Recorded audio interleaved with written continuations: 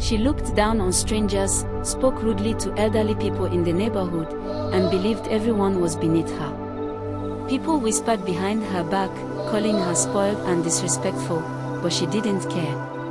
Why should she?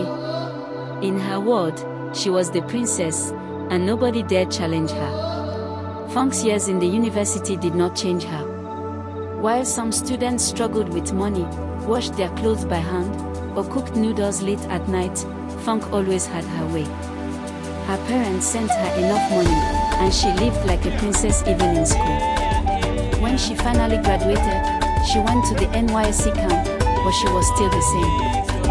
Other coppers woke up before dawn, queued for food, and joined drills in the sun, but Funk behaved differently.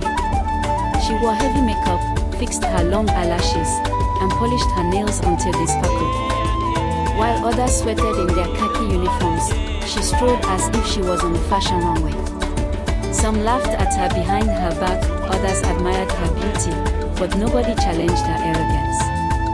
She talked down on her fellow coppers, shouted at camp officials, and ignored advice from older people. To her, life was simple, she deserved the best, and nothing less. After service, life seemed to favor her again.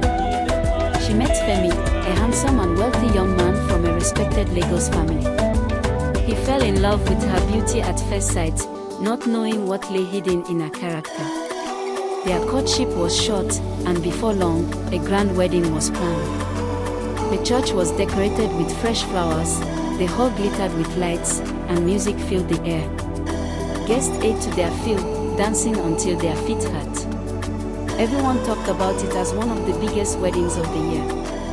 Funk wore a sparkling white gown and walked proudly down the aisle, her smile wide, her head held high. She had everything a girl could dream of: beauty, money, and now a husband who adored her. But soon after the wedding, the same old habits followed her into her new home.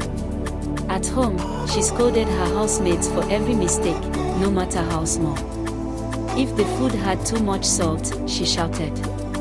If her clothes were not ironed perfectly, she shouted louder. At her work, nobody ever seemed to do anything right in Funk's eyes.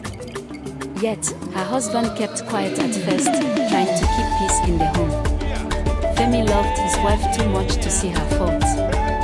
To him, Funk was the perfect woman. Whenever she raised her voice at the maids, he told himself it was just her way of expressing herself. Whenever she's my queen, he often said to his friends. She deserves the best.